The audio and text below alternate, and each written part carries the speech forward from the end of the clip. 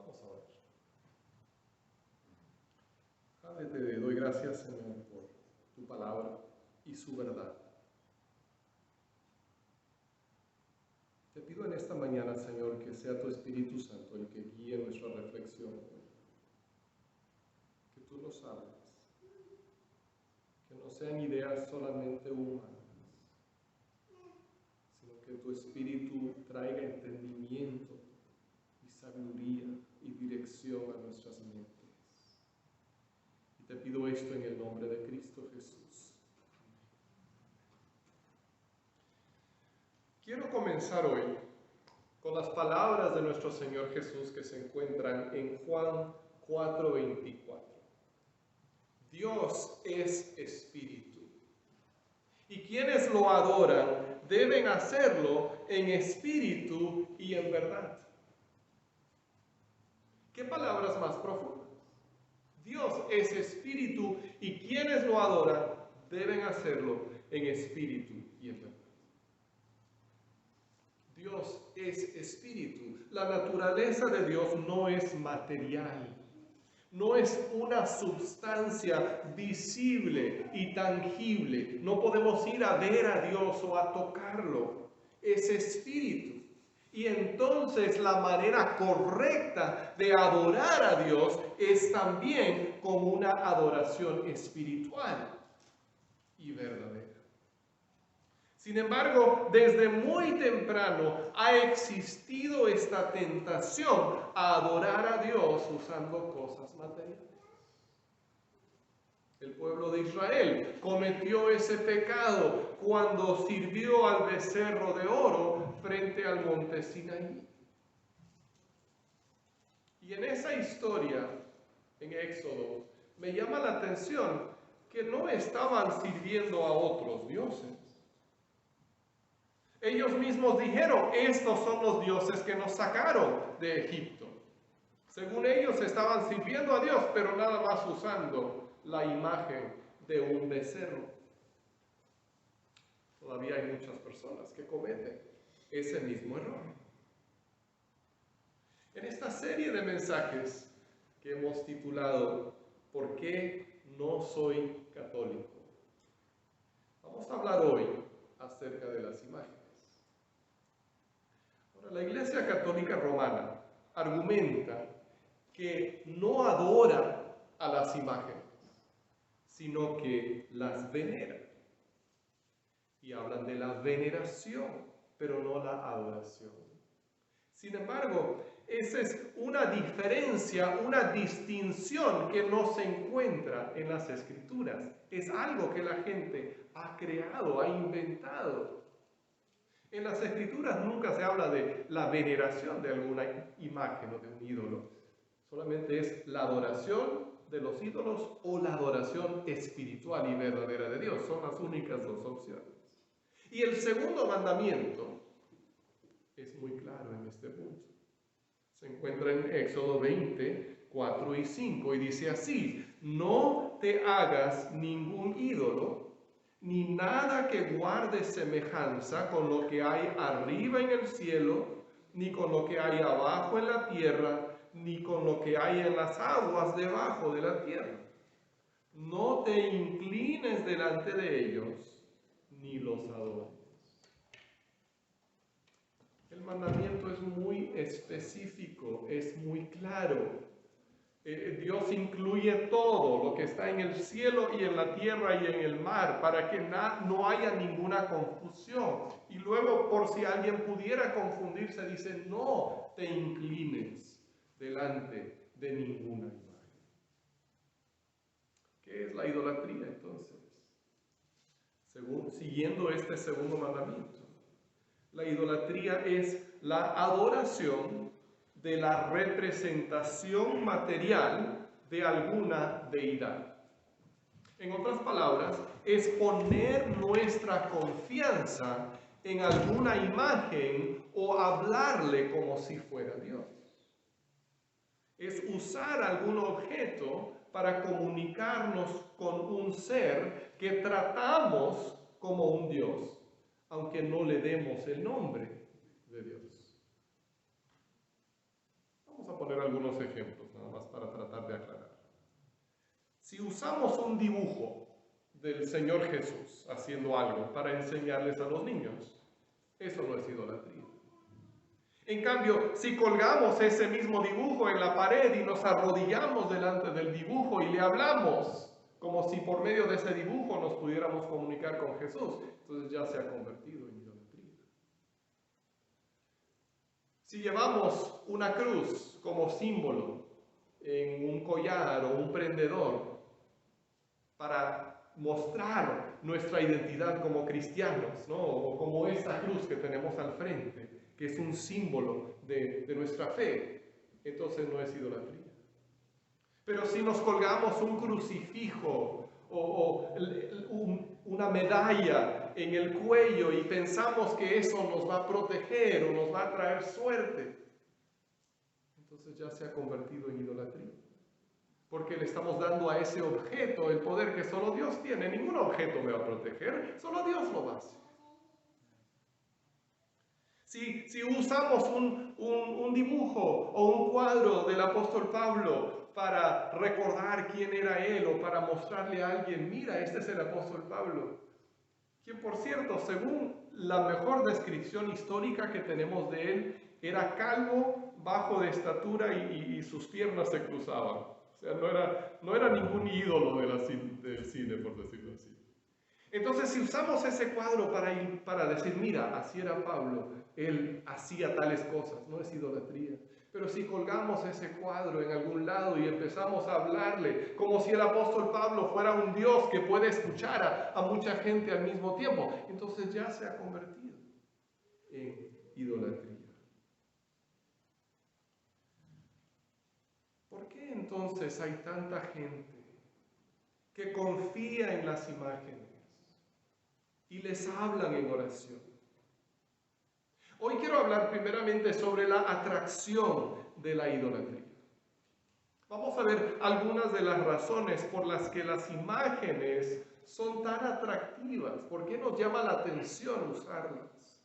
Y luego vamos a ver por qué no debemos hacerlo, por qué no debemos usar imágenes en nuestra adoración. La primera atracción de la idolatría es que nos ofrece una especie de garantía.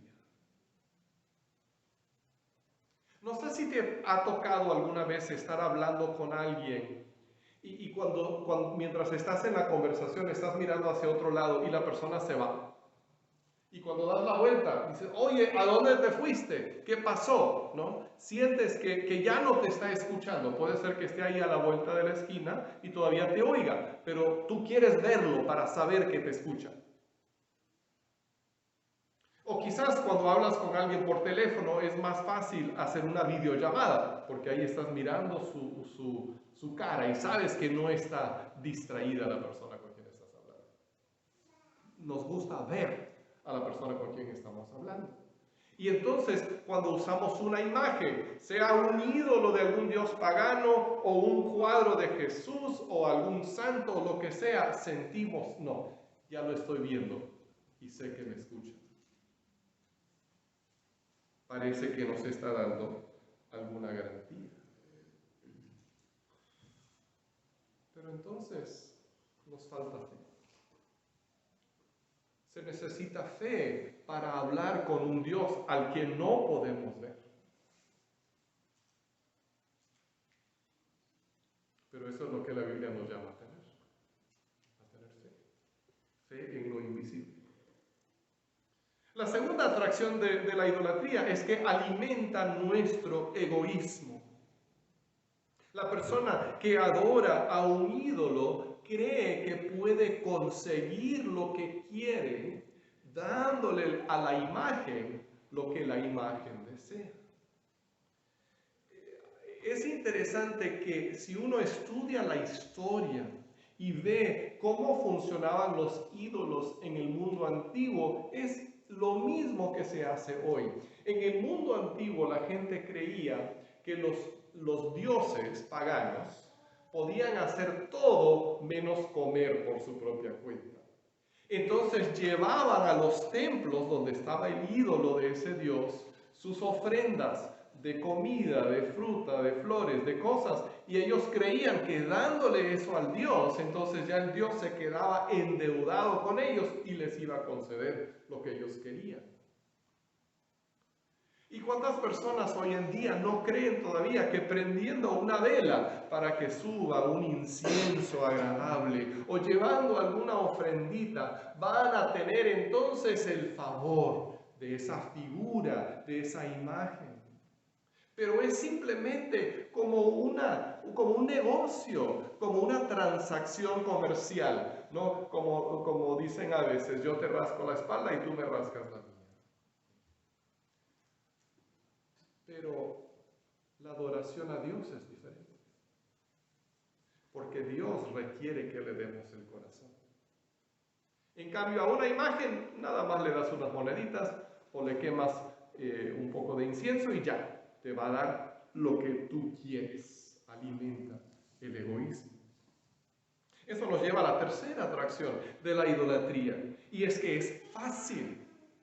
Es fácil. Lo único que se espera es la ofrenda que se da. No se requiere ningún cambio moral.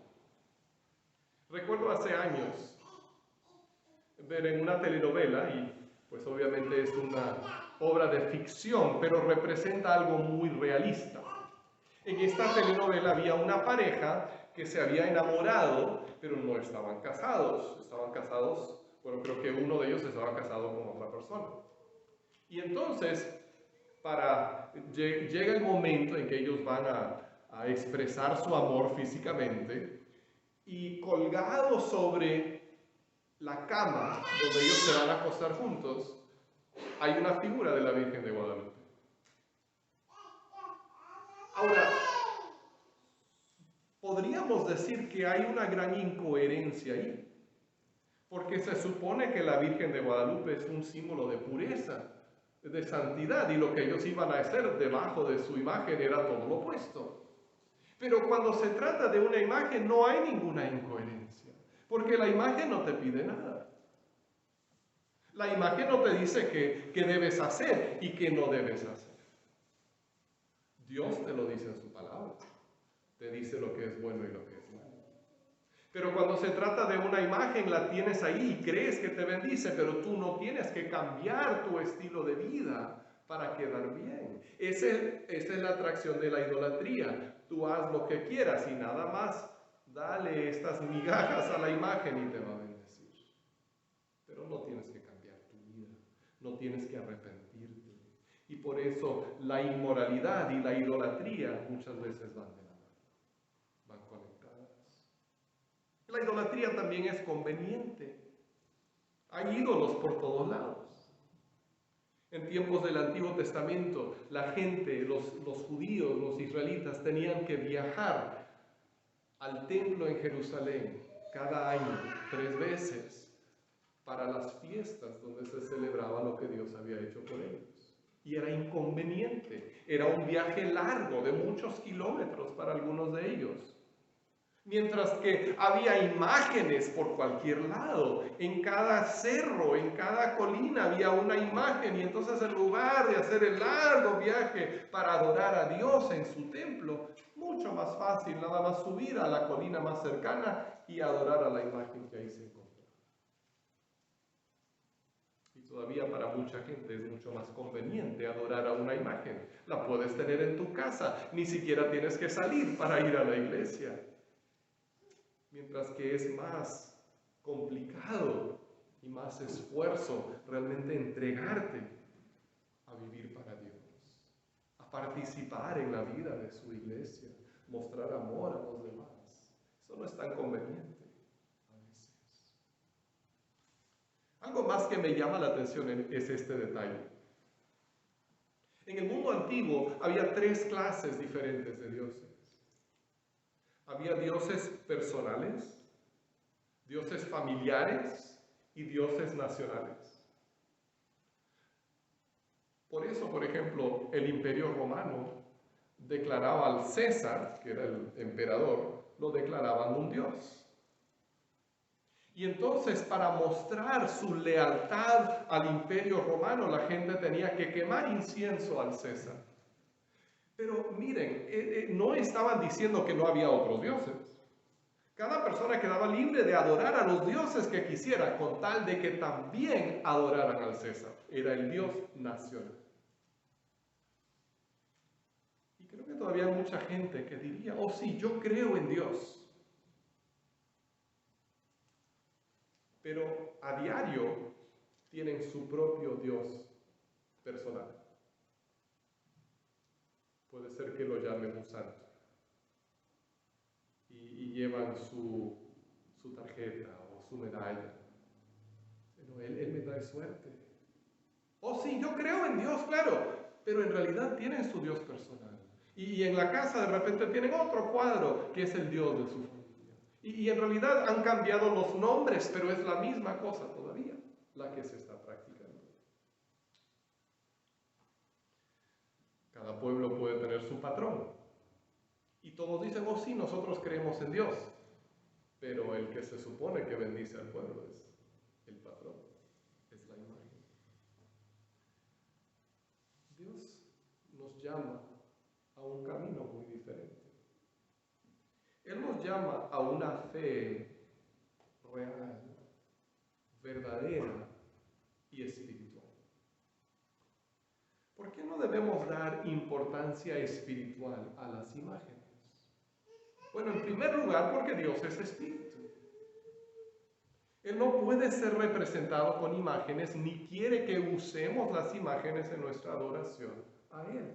Deuteronomio 4, 15 y 16 nos dice esto. El día que el Señor les habló en Horeb, en medio del fuego, ustedes no vieron ninguna figura.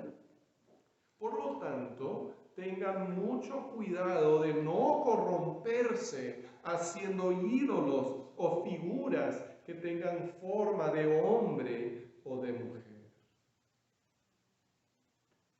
El libro de Deuteronomio es la despedida de Moisés. Al final del libro, él muere. Él se está despidiendo del pueblo. Y él les recuerda que cuando Dios se manifestó a ellos en el monte Sinaí, que también se conoce como Horeb, ellos no vieron nada. Ellos no vieron una figura, no vieron una imagen. Entonces él les dice, así es Dios. Él no tiene figura, Él no tiene imagen. Así que tengan mucho cuidado de no corromperse haciendo alguna imagen o algún ídolo para adorar. Dios es espíritu. En segundo lugar, las imágenes no son nada. No tienen ningún poder. Isaías 44, 16 al 17 describe cómo se hace una imagen. A mitad de la madera, la quema en el fuego la persona que va a hacer la imagen. Sobre esa mitad prepara su comida. Asa la carne y se sacia. También se calienta y dice, ya voy entrando en calor mientras contemplo las llamas. Con el resto hace un Dios, su ídolo. Se postra ante él y lo adora. Y suplicante le dice, sálvame, pues tú eres mi Dios. Qué ironía que de la misma madera que uno quema como leña para hacer la comida y calentarse, pueda uno creer que también se puede hacer un Dios. Es vanidad, es algo totalmente vacío. Pero la tercera razón por la que no debemos usar imágenes en nuestra adoración es que los demonios pueden recibir la adoración que damos a las imágenes. Así dice 1 Corintios 10, 19 y 20. ¿Qué quiero decir con esta comparación? ¿Que el sacrificio que los gentiles ofrecen a los ídolos sea algo? ¿O que el ídolo mismo sea algo? No, sino que cuando ellos ofrecen sacrificios, lo hacen para los demonios, no para Dios. Y no quiero que ustedes entren en comunión con los demonios. La imagen en sí no es nada, pero los demonios pueden aprovechar la adoración, la veneración a las imágenes, sea de los dioses paganos, como él menciona aquí, o de otros, y recibirla. Y yo creo que esto explica también por qué a veces la gente dice, no, pero es que tal imagen es muy poderosa, siempre me da lo que le pido. Y puede ser que tenga poder, pero no es de Dios, es de otro lado. Y entonces si nos mezclamos en eso, no va a ser de bendición. A lo mejor nos da lo que queremos, pero a la larga vamos a mirar para atrás y decir, ojalá no lo hubiera hecho, porque esto no ha sido de bendición. Y es interesante que muchas veces hay lazos entre dioses paganos, como los que describe aquí el apóstol Pablo, y los santos que se adoran, sobre todo en América Latina, en nuestros países. Por ejemplo, un historiador católico mismo demostró que la colina de Tepeyac, donde Juan Diego tuvo su visión de la Virgen de Guadalupe, era un lugar de adoración a una diosa azteca que se llamaba Tonantzin. Y los detalles de Tonantzin y aún la apariencia con la que se le adoraba era muy parecida a la imagen de la Virgen de Guadalupe. Es muy difícil no sacar la conclusión de que simplemente se le cambió de nombre, pero en realidad se trata de la misma diosa que habían adorado desde mucho antes que llegaran los españoles y siguieron con las mismas costumbres, pero cambiaron el nombre nada más para que pareciera más cristiano. En cuarto lugar, la idolatría lleva a otros pecados.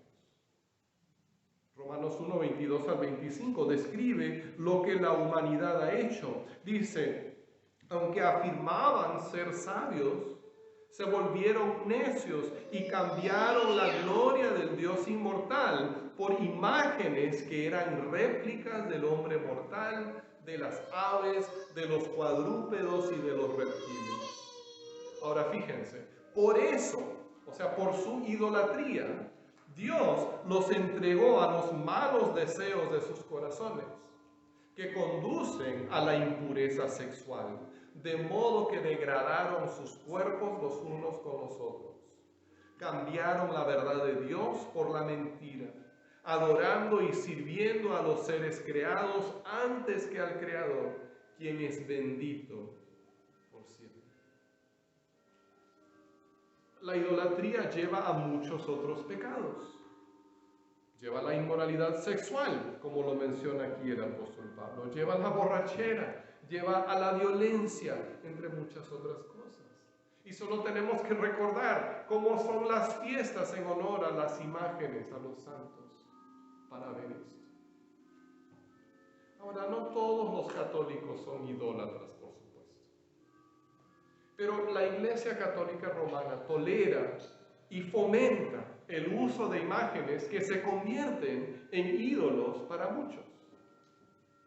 Y para defender su práctica, hay una historia en la Biblia a la que recurren muchos católicos. Es la historia de la serpiente de bronce que Moisés hizo en el desierto. Vamos a ver la historia, porque en realidad es muy interesante. Los israelitas habían ofendido a Dios.